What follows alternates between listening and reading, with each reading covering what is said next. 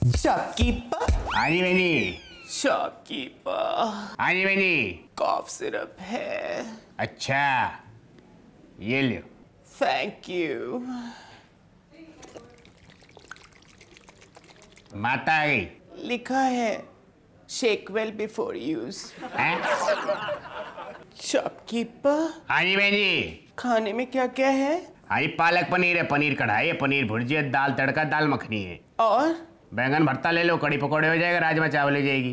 Best है, थाली ले लो। ठीक है, एक वेज थाली देना। अच्छा ये लो। Thank you.